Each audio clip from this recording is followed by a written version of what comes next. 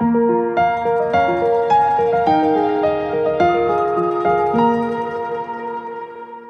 est possible d'être directrice générale d'une société. Il est possible d'être une grande entrepreneur. Joseph était un prisonnier, mais sa gloire a éclos pendant qu'il était en prison. Pourquoi tu penses que la prison ou la forêt dans laquelle tu te trouves aujourd'hui, c'est la finalité de ta vie? Non. Je ne mange pas de tes mets. Amen. Je ne bois pas de ton vin. Amen. Donc reste avec tes richesses et tout ça. Amen. Mon Dieu va me repositionner. Amen. Quelle est la particularité entre la femme chrétienne et non chrétienne dans le monde du travail? Est-ce que être une femme chrétienne et aller à l'église, ça suffit? Une dame qui a uriné dans la marmite de nourriture qu'elle prépare et vend aux gens. Elle voit des personnes manger ses excréments. Et elle vit, Thérèse, elle vit. Elle regarde, mais on a perdu. On dira ça, c'est une femme qui n'a pas les vertus de l'esprit dont on a parlé tout à l'heure. Elle n'a rien. Elle n'a rien. Et vous voyez, elle tue son environnement. Mois de mars, qui dit mois de mars dit quoi? La fête de la femme. La fête de la femme. Retournons aux sources, mes sœurs. On applaudit donc pour la gloire de Dieu. Amen. Merci Seigneur pour ta grâce.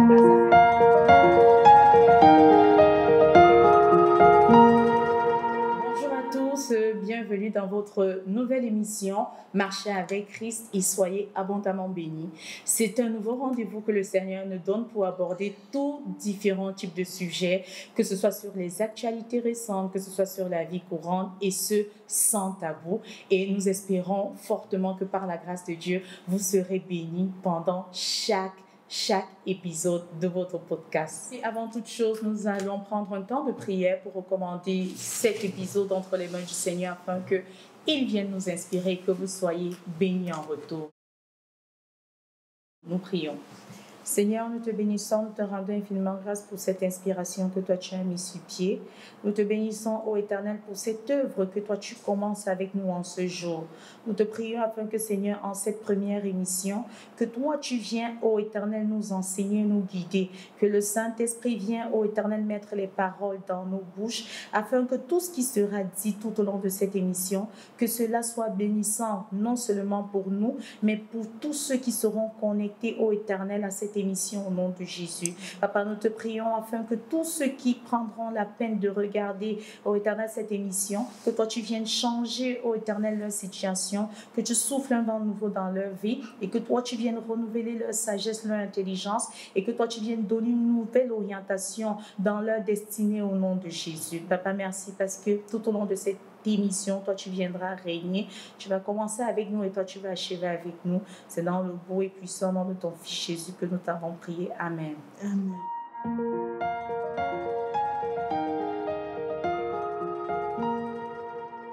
Pour mener à bien cette mission, je suis accompagnée de 2 servantes de l'Éternel, femmes à plusieurs casquettes, qui aujourd'hui ont quelque chose de spécial à nous donner. Donc je vais commencer par toi, Madame Nia Bissay Emmanuel Natacha. Bonjour. Bonjour Stéphanie.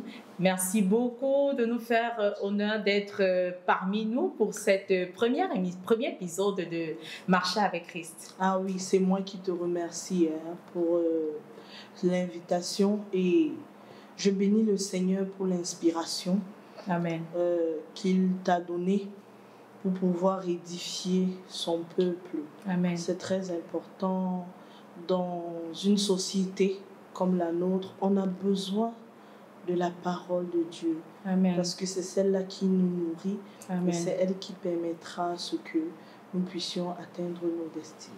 Amen. Donc, c'est vrai que j'aimerais bien faire une présentation de Madame Nia. Je l'ai dit tantôt, femme à plusieurs casquettes, qui est administrateur directeur général dans une microfinance de la place. À côté de ça, femme au foyer, maman, mais le plus important de tout, c'est femme chrétienne. Ah oui, je bénis le Seigneur pour toutes ces casquettes. Et c'est tout simplement la grâce de Dieu. Amen. Aujourd'hui, si j'ai toutes ces casquettes-là, c'est le Seigneur qui a fait grâce. Amen. Et je ne peux que le remercier. Amen. Ok, je pense que ça permettra aussi à toutes celles qui nous voient d'être connectées à la même grâce que le Seigneur t'a donnée. C'est ma prière. Amen. Donc, juste à côté, j'ai ma sœur. Ma soeur que j'aime appeler Thérèse. Bonjour. Bonjour Stéphanie. Merci beaucoup d'être venue. Merci, c'est un honneur pour moi. Je bénis le Seigneur d'être là à la première épisode. Amen. Et tous ensemble unis avec l'Esprit de Dieu, nous pensons que nous allons mener à bout ce projet. Amen. Et surtout que le Seigneur va bénir plusieurs personnes au travers de nous. Parce Amen. que c'est aussi ça l'œuvre de Dieu. Amen. Nourrir les enfants de Dieu chaque jour Amen. de sa parole. Amen. Afin qu'ensemble nous puissions atteindre les objectifs Amen. qu'il attend de nous sur la terre. Amen. Donc, comme je l'ai dit avec Madame Nia, Thérèse aussi femme à plusieurs casquettes, entrepreneur, Oui. maman, mais la particularité c'est maman monoparentale Oui. et le plus important aussi c'est femme chrétienne. Oui, femme chrétienne, plus particulièrement depuis 6 à 7 ans. Ok. La marche n'est pas facile, mais avec le Christ, on parvient toujours à arriver parce qu'il est avec nous en tout lieu, en tout temps et on va y arriver parce qu'il ne nous abandonnera pas. Amen. Amen. Bien-aimés dans le Seigneur, juste après les présentations, nous allons entrer dans le vif du sujet, juste après ça.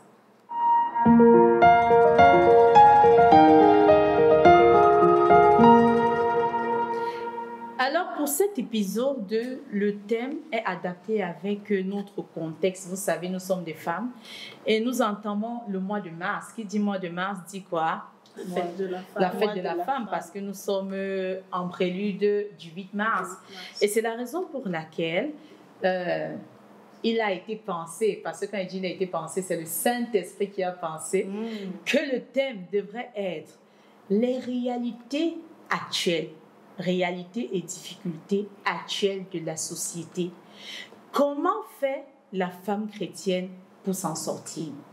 Et vous constaterez que c'est la raison pour laquelle j'avais besoin de vous deux, compte tenu de vos profils, pour que nous puissions ensemble édifier un peu nos sœurs. Quand on parle de réalité, que ce soit dans le monde de l'emploi, le foyer, déception amoureuse, et on peut aller dans des contextes un peu plus Christ. On voit de part et d'autre des crimes rituels, etc., etc. Mais avant tout, est-ce que vous pouvez m'aider à connaître qu'est-ce qu'une femme chrétienne? Est-ce que je vais me lever, je vais dire, ok, je suis femme chrétienne et ça suffit pour que de cette étiquette-là, je marche sur les eaux, je commence à bénéficier de la prospérité? Ou qu'est-ce qu'une femme chrétienne réellement? Madame Nia. Merci Stéphanie pour la question. Et pour répondre à cette question, j'aimerais qu'on rentre dans la parole de Dieu, qui est notre guide. Parce que la parole dit dans le livre de Jean 1, verset 12, il est écrit « Mais à tous ceux qui l'ont reçu, à ceux qui croient en son nom, elle a donné le pouvoir de devenir enfants de Dieu, Amen. Lesquels sont nés non du sang, ni de la volonté de la chair, ni de la volonté de l'homme, mais de Dieu. » Amen. On sous-entend ici que la femme chrétienne, c'est celle-là qui a accepté le Seigneur Jésus-Christ dans sa vie comme son sauveur et Seigneur.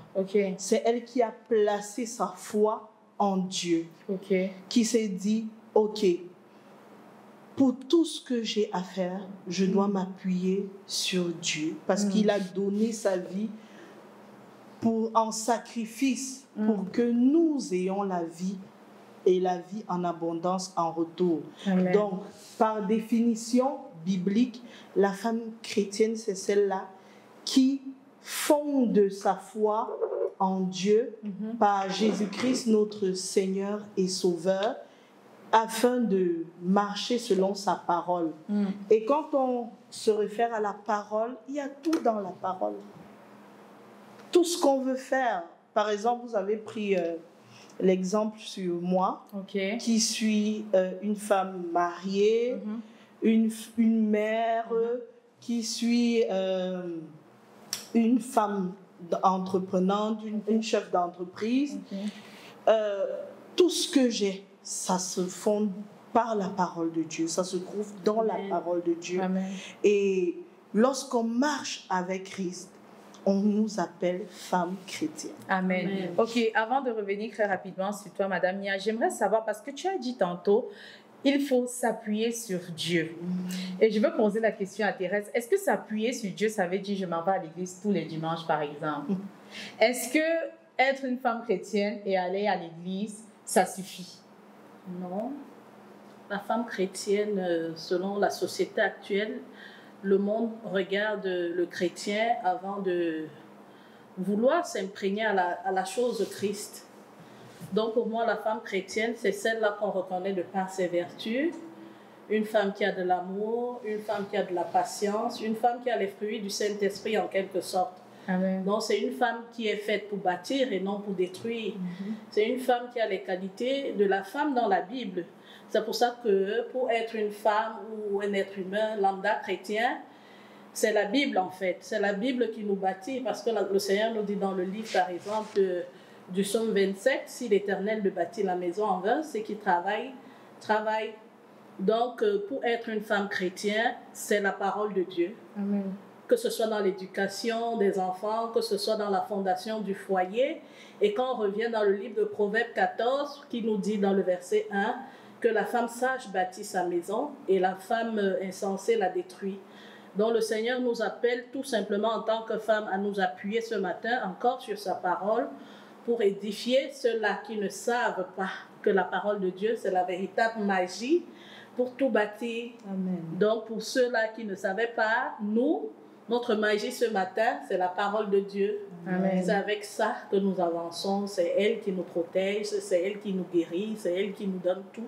Amen. Donc aujourd'hui, aller à l'église ne suffit pas. Dans la foule, on trouve plusieurs catégories de chrétiens. Il y a les chrétiens d'un jour, il y a les chrétiens, et quand on va dans la parabole du semeur, il y a la graine qui tombe sur la mauvaise terre, la graine qui tombe sur le passage, la graine qui tombe dans le sol épineux. Mais la bonne terre, c'est quoi? Le monde regarde à nous, à notre fait au fait de chaque jour, ce que nous faisons chaque jour. C'est là que le monde regarde. Donc, retravaillons ce côté en tant que femme. Ok, merci. Mais moi, je reste toujours un peu perplexe parce que comment vous expliquez, vous avez dit tantôt, toutes les deux, que la femme chrétienne, c'est celle-là qui doit s'appuyer sur la parole de Dieu. La femme chrétienne, c'est celle-là qui doit bâtir sa maison. Mais maintenant, on a des femmes chrétiennes dans notre société actuelle. Je pense que nous tous, on a au moins une voisine qui, tous les dimanches, va à l'église avec toute sa famille, ses enfants. Chacun d'entre eux a la Bible. Mais maintenant, au niveau des promesses que le Seigneur nous promet, que le Seigneur nous déclare pour nos vies, qui devrait normalement s'attacher à une femme qui mène ce type de vie-là, généralement, on voit la même dame qui part à l'église tous les jours avec sa famille. Elle n'a peut-être pas le travail, elle n'a peut-être pas un foyer, elle n'a peut-être pas une vie épanouie comme il faudrait.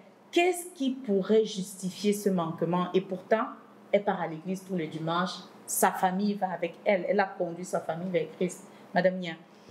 Bon, déjà, il faudrait se poser la question, est-ce que partir à l'église signifie avoir mis sa confiance en Dieu? C'est d'abord la question. Parce qu'aujourd'hui, nous constatons qu'il y a ce phénomène de conformisme. Nous allons à l'église, mais comme la sœur Thérèse l'a dit, le comportement, des fruits, c'est-à-dire l'attitude, la vie de tous les jours. Qu'est-ce que vous reflétez? Quels sont les actes que vous posez? Est-ce que ces actes-là glorifient le nom du Seigneur? Vous comprenez, tu comprends, Stéphanie? Oui. Parce que pour parler de Christ, il faut s'appuyer sur sa parole. Ok. Qu'est-ce que sa parole nous dit? Est-ce que nous avons d'abord connaissance de la parole de Dieu? Amen. Il faut connaître sa parole, et pour connaître la parole de Dieu, il faut la lire. Amen. Tout simplement. Amen. Il y a les recommandations. Voilà. Le Seigneur nous a dit, il a dit, écoutez ma parole. Et lorsqu'on marche selon sa parole, on marche selon sa volonté. Amen. Ok. Donc, Et est-ce qu'aujourd'hui, si tu permets, Stéphanie, pas de problème. lorsqu'on marche selon la parole de Dieu, la Bible dit qu'on marche à la lumière des Écritures. Amen. À la lumière des Écritures. Donc ça veut dire que ce que Dieu veut, qu'on fasse se retrouve dans sa parole. Et la Bible va encore plus loin en disant, il fera la différence entre ceux qui le servent et ceux qui ne le servent pas. La différence là se fait comment? On a parlé ici de l'amour.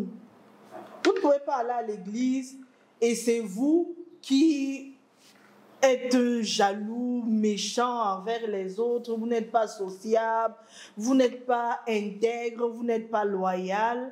Il y a un tas de choses, surtout l'amour de Dieu, parce qu'elle se manifeste de différentes manières. Mais lorsque vous êtes enfant de Dieu, vous devez refléter l'amour de Dieu. Et ça se trouve dans sa parole. Amen. Ok, avant d'aborder ma question, parce que ma prochaine question, ça sera, qu'est-ce que Dieu veut que la femme chrétienne fasse? J'aimerais un peu récapituler pour être sûr que nous sommes sur la même longueur d'onde. Ça veut dire là, il y a une différence entre la femme chrétienne et la femme religieuse, si on peut le dire ainsi. Exactement. Ça veut dire la femme religieuse, on la catégorise comme celle-là qui part à l'église, par exemple, tous les dimanches, comme celle-là qui fait tous les baptêmes, qui amène ses enfants. Elle essaye de suivre tous les principes, mais au cœur et dans le comportement, elle ne reflète pas le Christ. Comme vous l'avez si bien dit, le Christ qui se reflète au travers des vertus de l'esprit. Et il faudrait donc maintenant que nos sœurs, pour pouvoir profiter des avantages de Dieu, qu'elles soient chrétiennes en manifestant les vertus de l'esprit et non religieuses. Je ne sais pas si c'est que nous sommes sur la même longueur d'onde jusqu'à ce niveau. Exactement, Stéphanie. Et pour étayer encore, renforcer tes propos, j'aimerais qu'on aille on se rende dans le livre de Galates 5. Ok. Galates 5. La recherche, elle est un peu... C'est parce qu'on a décidé de continuer avec la Bible conventionnelle. Oui. C'est important. La Bible dans le téléphone, c'est bien, mais l'outil... C'est toujours bien d'avoir... son arme à main. C'est très important. Moi, par exemple, je fais les efforts pour résister à la Bible sur les tablettes. Je fais les efforts parce qu'après, on reçoit des SMS. C'est parce qu'on va un peu sortir du thème, mais voilà, exactement, Stéphanie. C'était une parenthèse. Oui, pour qu'on on pousse un peu la parenthèse. Okay. Lorsqu'on a la Bible dans le téléphone, c'est bien. C'est bien peut-être pour les recherches, mais pas pour la lecture quotidienne. Okay. Parce que, comme tu l'as si bien dit, lorsqu'on on prend la Bible du téléphone comme notre outil de travail, on va se retrouver avec des messages des notifications qui ne sont pas la plupart du temps pour la gloire de Dieu. Exactement, c'est ça. Donc, lorsqu'on lit dans le livre de Galates 5, verset 22, il est écrit. Mais le fruit de l'esprit, c'est l'amour. Je vous disais tantôt, une femme chrétienne, c'est l'amour, la base, c'est l'amour. Christ nous a aimés, comme il le dit dans Jean 3, verset 11. Il nous a aimés, Dieu nous a aimés et il a envoyé son Fils unique. Amen. Afin que quiconque croit en lui ne périsse pas, mais qu'il ait la vie éternelle. Amen. Voilà. Donc, sans te couper, Madame Nia, ça veut dire que là, nous sommes déjà, tu es déjà en train de répondre à ma question. Qu'est-ce que Dieu veut que la femme chrétienne fasse? C'est ça? Exactement. D'accord, ça veut dire, en premier point, on note la pratique de l'amour. C'est ça. Les fruits de l'esprit. Les fruits de l'esprit. Parmi lesquels... Ce que Dieu veut que la femme chrétienne fasse, c'est pratiquer l'amour, qui est un fruit de l'esprit. Oui, parce que Dieu lui-même, il nous a aimés le premier. D'accord. C'est-à-dire en envoyant son Fils Jésus-Christ, par qui nous nous identifions en tant que femme chrétienne. Amen. Voilà. Ok, très rapidement, comment la femme chrétienne peut manifester l'amour? Un exemple concret. Le pardon. Ok. La femme chrétienne peut manifester l'amour dans le partage journalier autour d'elle. Comment est-ce qu'elle s'adresse aux gens, comment est-ce qu'elle côtoie les gens, comment est-ce qu'elle partage même ce qu'elle reçoit dans le Seigneur. Je vais essayer de redescendre tout à l'heure quand vous avez dit comment est-ce qu'une femme ou un chrétien peut aller à l'église sans toutefois refléter. On va revenir dans le principe de la foi parce que la foi déjà, on a défini la foi comme la ferme assurance de ce à quoi on espère. Mais la foi, c'est croire et obéir. Et ici, il est question de croire à la parole de Dieu et d'obéir. Croire sans obéissance, ça ne c'est pas la foi. La foi est à moitié mot, c'est pas la foi. Donc ici, pour être une femme chrétienne ou un enfant de Dieu chrétien accompli, il faut obéir. C'est l'obéissance qui produit en nous les fruits de l'amour. Aller à l'église ne suffit pas. C'est l'obéissance qui produit les fruits de l'amour, qui produisent la patience, qui produisent toutes ces choses. Parce que quand Christ vient à nous, comme ma sœur Natacha le disait tout à l'heure, Christ nous a aimés le premier, mais il vient à nous pour nous aimer et implanter l'amour en nous. Et c'est pour cela qu'on dit quand Christ vient en toi, toute chose devient nouvelle. Donc la graine obscure qui était en toi, qui était la colère, qui était les rancœurs, qui était les divisions, doit pouvoir mourir pour que Christ s'asseye. Si tu n'acceptes pas tuer cette chose, ça veut dire que tu n'as pas encore réellement accepté Christ. Et plusieurs chrétiens d'aujourd'hui refusent d'être enseignés dans ce point. Ils pensent qu'aller à l'église suffit. Non. Mais acceptez qu'on vous dise que les fruits devraient accompagner le fait d'aller à l'église. Prier ne suffit pas, jeûner ne suffit pas, mais où sont les fruits que ces sacrifices apportent dans ta vie? C'est pour cela que le livre de 1 Samuel nous dira dans le verset 22 que l'obéissance vaut mieux que le sacrifice. Le Seigneur ne veut pas qu'on s'attelle à trop prier, à trop gêner, sans pouvoir obéir à la parole. C'est pour ça qu'on prie et rien ne se produit. Parce que nous sommes juste religieux, comme ma sœur Stéphanie l'a dit tout à l'heure, nous demeurons religieux et non chrétiens. La chrétienté, c'est accepter que Christ s'asseye en nous. Et c'est pour cela qu'il dit qu'il faut qu'on accepte mourir pour marcher avec lui. Et accepter mourir, c'est rejeter les choses que j'aimais hier, les choses qui me poussaient à ne pas produire les fruits hier. Donc, acceptons porter des fruits en cette saison, et surtout, nous sommes à la nouvelle année. Acceptons que cette année, nous, avec Christ, que ce qui n'est pas de lui en nous meurt, et que la chose Christ s'asseye en nous pour produire. Amen, amen. Donc, ça veut dire on met en deuxième point l'obéissance.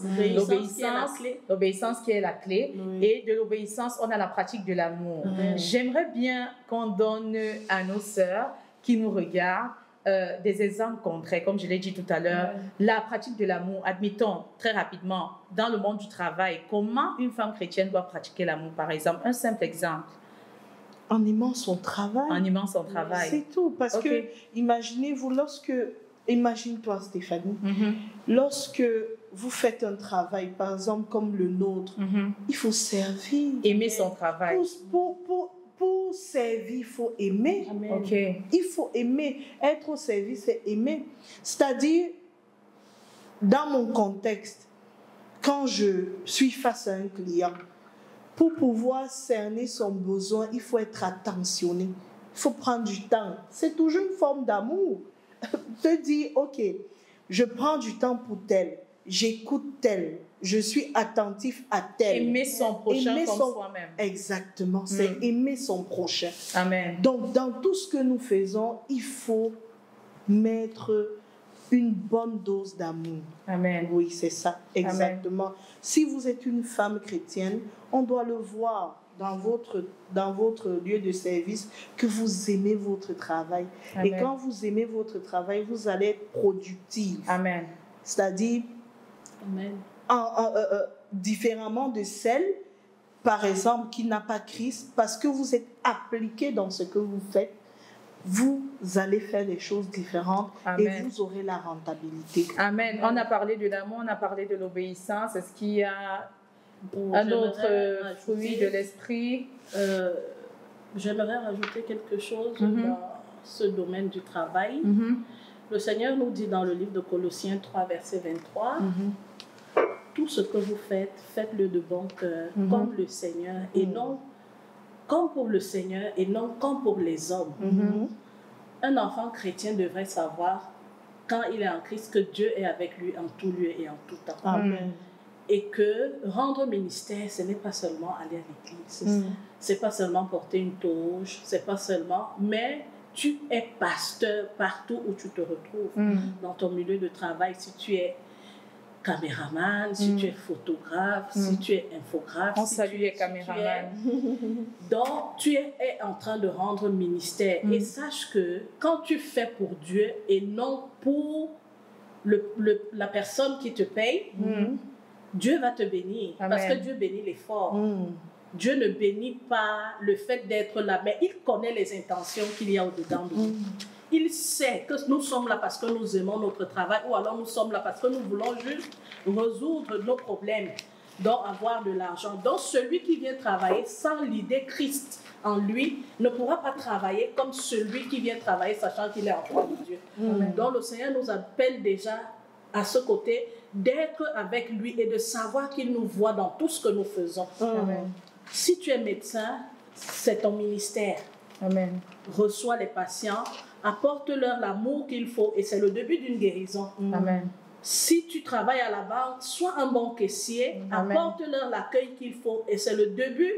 J'irai faire la pub après et d'autres viendront après moi. Amen. Donc sachons que dès lors que nous avons l'idée de Christ est avec moi, je dois faire comme la parole me dit. Amen. On est plus que vainqueurs. Amen. Pour te rejoindre, Thérèse, parce que je sais que vous êtes des femmes très actives dans le monde du travail. C'est pour ça que vous aimez beaucoup parler du monde du travail. Nous sommes dans un contexte de travail, justement. Comment discerner la femme chrétienne de la femme non chrétienne? Est-ce que, par exemple, la femme chrétienne est celle qui doit toujours avoir les meilleurs scorings? Est-ce que c'est celle qui doit avoir les promotions toujours avant les autres? Ou est-ce que c'est celle qui doit faire preuve de beaucoup d'humilité et travailler plus que les autres? Quelle est la particularité entre la femme chrétienne et non chrétienne dans le monde du travail? Sa particularité première, c'est déjà accepter qu'elle n'est pas au-dessus des autres. OK. Et qu'elle est là pour apporter le plus. Ça, j'aime beaucoup. Comme Christ. Christ n'est pas venu se mettre au-dessus de nous, mais il est venu faire de nous ses amis, ses frères. Il connaissait qu'il était au-dessus de nous, mais dans son humilité, il nous a amenés plus haut.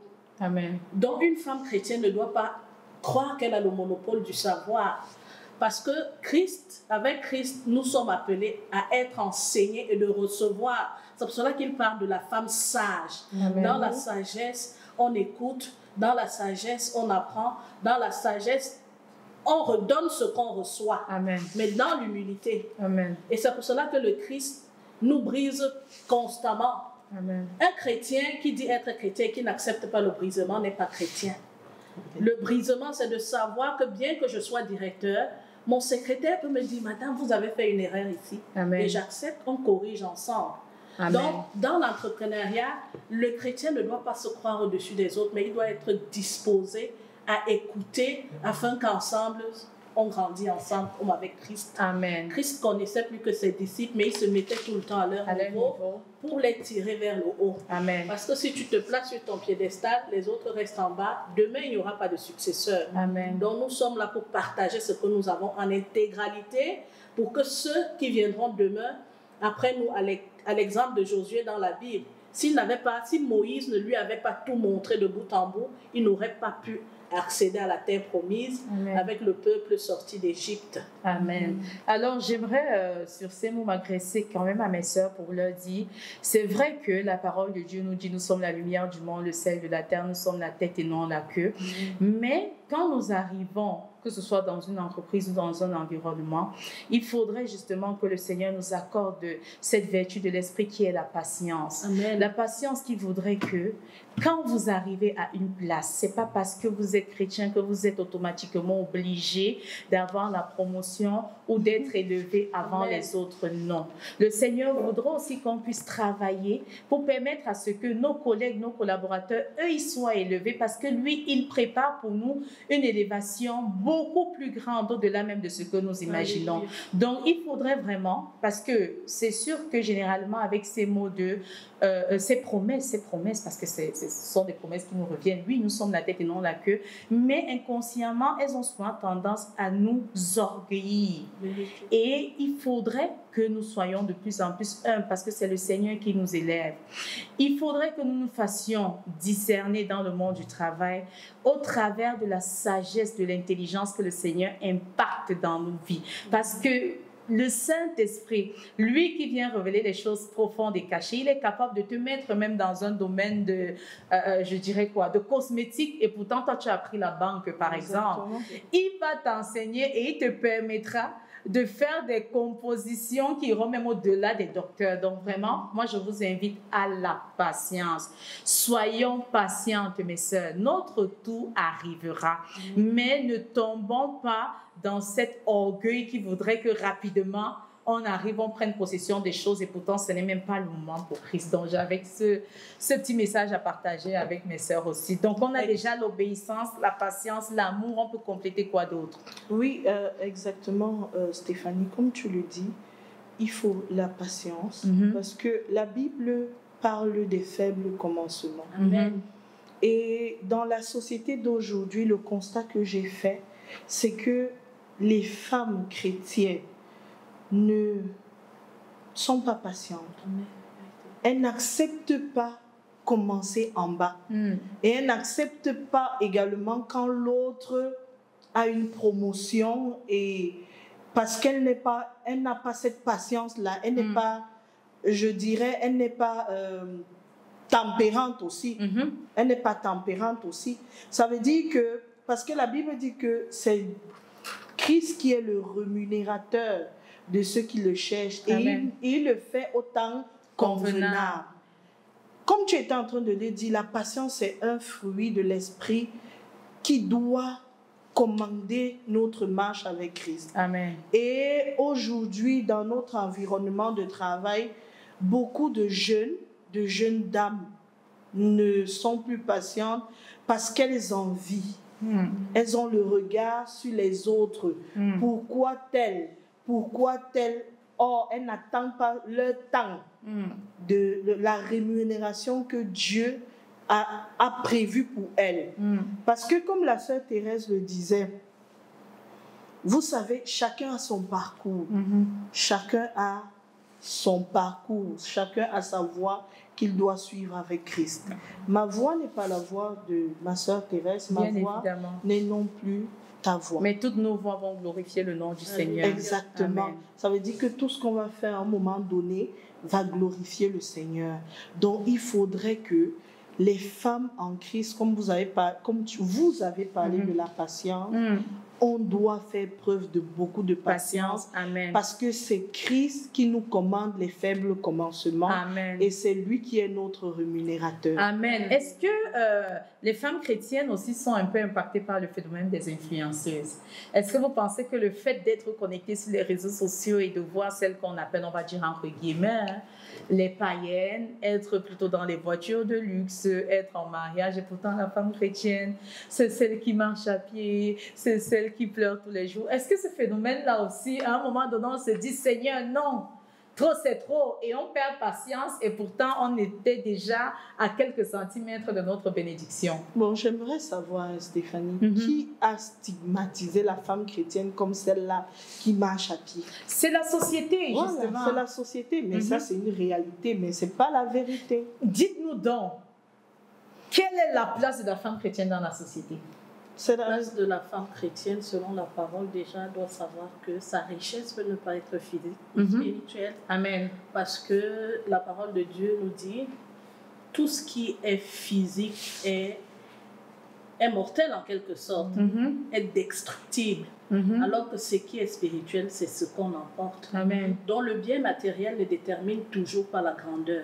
La grandeur, elle est cachée. La preuve, quand Jésus est né, bien qu'étant bébé, son étoile a été localisée par les mages.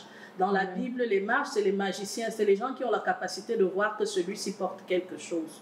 On ne dit pas non plus que le chrétien riche n'existe pas, mais la majorité sont appauvris parce qu'ils pensent que c'est toujours la pauvreté avec Christ. Non. Et avec Christ, pour prospérer et avoir ce que le monde t'apporte, c'est la fidélité à sa parole. Amen. C'est la fidélité à la parole de Dieu qui attracte vers nous les richesses de la terre. Et le Seigneur nous dit de vivre dans le détachement parce qu'il sait que lui en toi, l'espérance de la gloire, tu es rempli de ces choses. Les voitures sont là, tout est là, mais c'est parce que tu n'obéis pas. Le Seigneur nous dit dans sa parole, sa main n'est pas très courte pour agir, ni son oreille sourde pour ne pas nous écouter, mais ce sont nos péchés. C'est ça.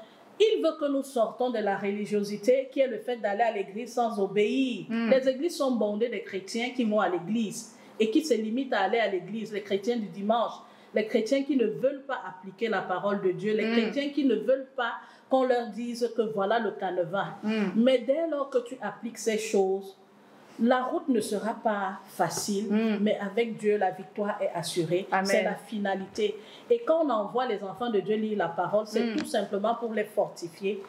David était un berger, mais sa gloire a éclore pendant qu'il était en forêt. Joseph était un prisonnier, mais sa gloire a éclore pendant qu'il était en prison. Pourquoi tu penses que la prison ou la forêt dans laquelle tu te trouves aujourd'hui, c'est la finalité de ta vie? Non. Il y a quelque chose en toi qui est caché et ça va se produire de par ta persévérance. Comme ma soeur disait tout à l'heure, la patience corrobore avec le mot persévérance. Si tu es patient, ça veut dire que tu es persévérant. Un chrétien patient doit allier la patience à la persévérance. Ok, la persévérance qui est un autre fruit de l'esprit. Ok, d'accord. Donc, comme le disait donc Madame Nia tout à l'heure, ça veut dire qu'on doit enlever le stéréotype sur les femmes chrétiennes. Et là, maintenant, on se connecte à la parole qui dit la créature attend avec un ardent désir la révélation, on va dire ici des filles de Dieu, parce que nous sommes dans le contexte du 8 mars.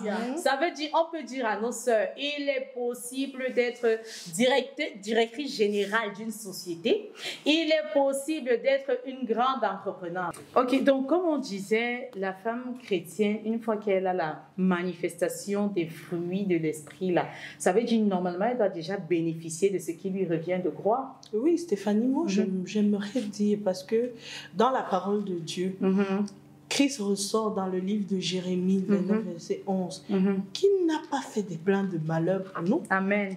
Il n'a pas fait des projets de malheur. Amen. Il ne nous a pas destinés à s'habiller en haillons. Non, c'est pas ça. On refuse. On refuse au nom de Jésus. Amen. Ce n'est pas le partage, ce n'est pas le lot des enfants de Dieu. Amen. En fait, Christ nous a appelés, tel qu'il le dit dans le livre si je ne m'abuse, dans le livre d'Apocalypse 5, verset 9, il dit qu'il a fait de nous des sacrificateurs. Amen. Pour que nous régnions sur cette terre. C'est sa parole. Et quand on parle de régner, ça veut dire quoi? Tu as dit tout à l'heure, la création attend avec un ardent désir la révélation des filles de Dieu. Oui, on doit accepter la révélation qui veut que les postes de direction et tout soient occupés reviennent aux chrétiennes. Et c'est pour cela que la parole encore, parce qu'on s'appuie sur la parole, Paul a dit à Timothée, sois un modèle. Oui, sois un modèle pour les fidèles. Et pour être un modèle, il faut être sur la table. Amen. Il faut être vu de tous. Voilà, de tous. La lumière doit être posée sur la table. Amen. Voilà. Donc, ce qu'on peut dire à nos copines chrétiennes aujourd'hui, c'est que trop, c'est trop. En 2025, nous sommes vraiment la lumière du monde. Ce sont les chrétiennes qui doivent influencer ce monde. C'est ça notre Thérèse. Nous sommes faits pour impacter. Amen. Donc, ça veut dire que les chrétiennes ne courent pas après le matériel, mais les chrétiennes ne courent pas après les postes, mais normalement, parce que nous avons en nous les fruits de l'esprit, toutes ces choses nous reviennent cadeaux. Comme la Bible dit cadeau. C'est ça. Ok, on applaudit donc pour la gloire de Dieu. Amen. Merci Seigneur pour ta grâce. Amen. Donc maintenant, vous voyez qu'il y a beaucoup de difficultés auxquelles font face les femmes de façon générale. Là, on va aller même de façon générale. Et la première difficulté qui a été répertoriée, c'est le harcèlement sexuel. Est-ce que vous pensez que la femme, là je parle dans sa globalité, qu'elle soit chrétienne ou non, est-ce que la femme devrait subir un harcèlement pour avoir un poste Thérèse? Non, moi je pense qu'en tant que femme chrétienne, et connaissant la parole, nous devons résister au diable et il fuira loin de nous. Amen. Dire non, c'est aussi glorifier le nom du Seigneur. Amen. Et quand nous disons non pour la cause de Dieu, il se charge de nous donner ce dont nous avons besoin sans compromission. Amen. Donc, ça veut dire on ne doit pas faire une fixation pour se dire non, ouais, si c'est que je ne succombe pas, j'aurai encore ce type de poste. C'est ça, n'est-ce pas, Madame Nia? Oui, c'est ça, parce que, comme la Bible dit, en toutes choses, faites-moi pas de vos besoins, pas des prières, des supplications et des actions de grâce. Vous voyez, souvent, les femmes, on arrive dans des lieux, dans des endroits où, par exemple, nous ne sommes pas attendus. C'est d'abord la question, est-ce que nous sommes attendus à cet endroit? Et comme Thérèse le disait, résister au diable, il s'enfuira d'un de nous. Amen. Si vous n'êtes pas au bon endroit, au bon moment, certainement vous allez subir le harcèlement et vous allez commencer à vous poser les questions. Est-ce que si je ne fais pas ça, demain il va manger? Si je ne subis pas... Si je ne succombe pas, si je n'accepte pas les avances de mon DG, est-ce que je vais manger?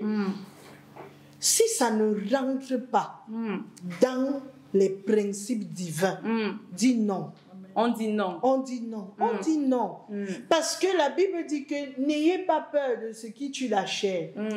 Ayez peur de ce qui tue la chair, le corps, l'âme et l'esprit. Amen. Et on repart encore dans la Bible, dans le livre de Matthieu, Matthieu 6, verset 33, qui dit « À chaque jour suffit sa peine. » Amen.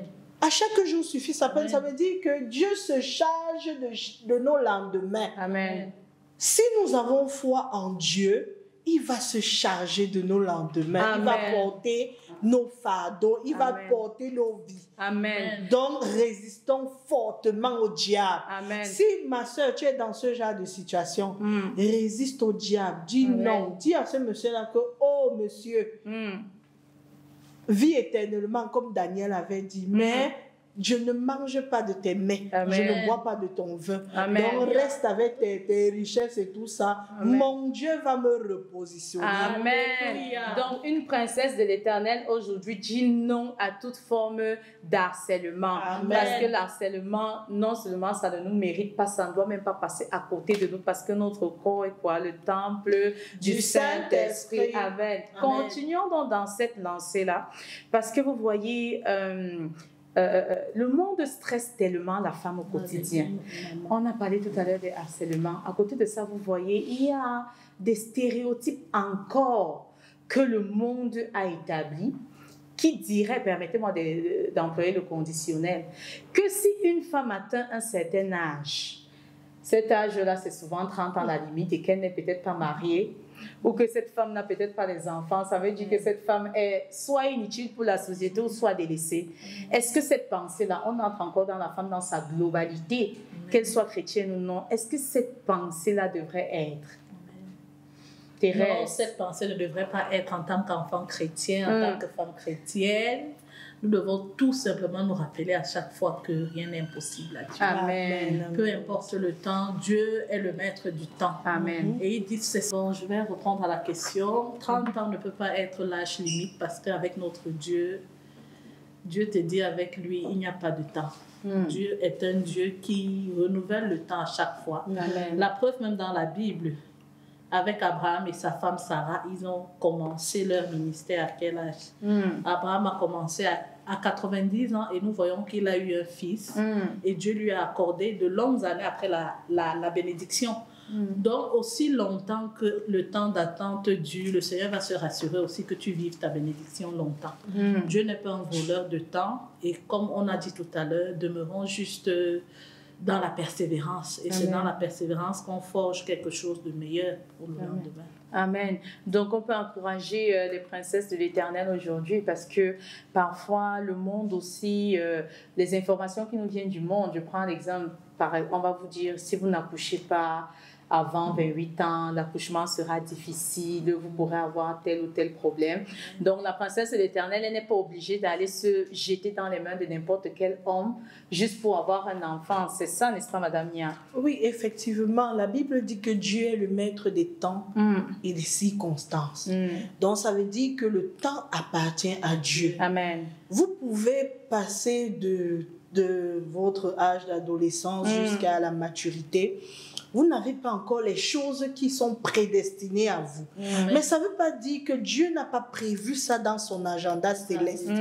Voilà, mais il est le maître des temps et des circonstances. C'est lui qui détermine toutes choses. Amen. La seule chose que les princesses de l'Éternel, nous qui sommes ses filles, nous devons faire, c'est mettre notre confiance. Amen. Baser notre confiance en notre Créateur. Amen. Parce qu'il ne va jamais nous abandonner. Amen. Jamais. Amen. Et je peux rentrer dans la parole, dans le livre d'Ésaïe 48, verset 18, 43, pardon, verset 18, qui dit « Ne pensez plus aux événements passés. Parce qu'il y a certainement une femme qui, depuis, elle cherche et cherche et cherche.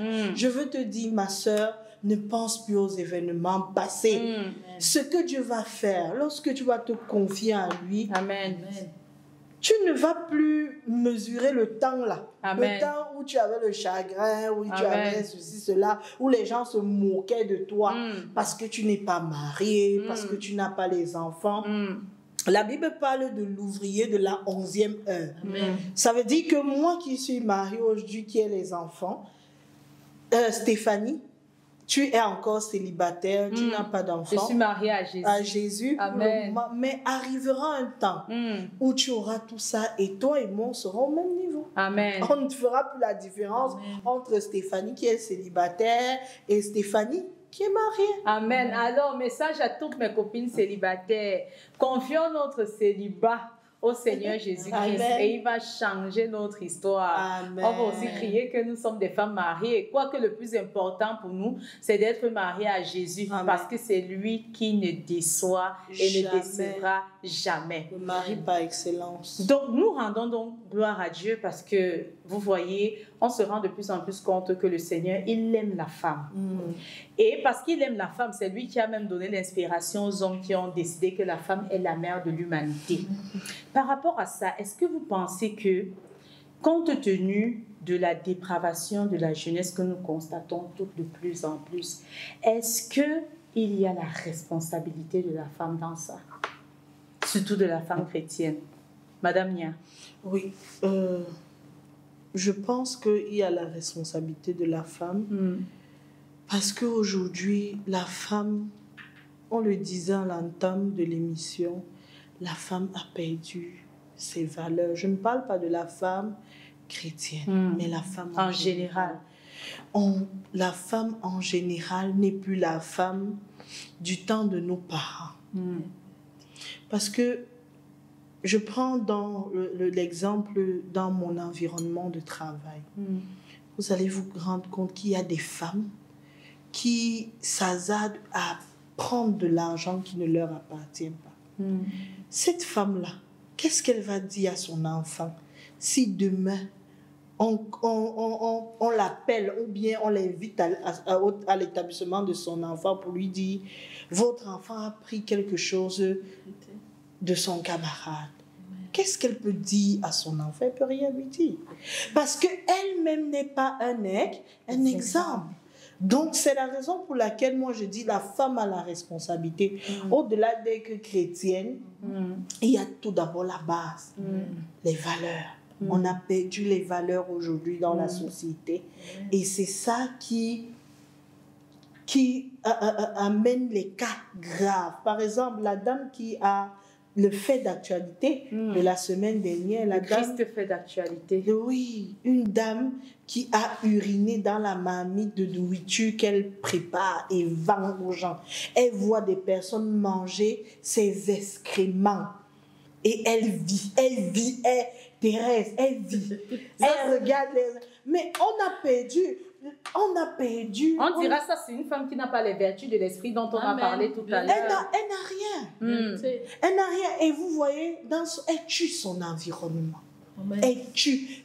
Parce qu'elle n'a rien de bon. Et ce genre de femme, pour rejoindre un peu ce que tu dis, Madame Nia, ça veut dire ce genre de femme, si elle a des enfants à charge ou même des enfants dans son environnement, elle ne pourra rien leur impacter de positif. C'est ça, n'est-ce pas, Thérèse? Bon, la parole de Dieu nous dit, instruisez vos enfants quand ils sont petits, de la parole de Dieu, en sorte que quand ils seront vieux, qu'ils ne s'en détournent pas.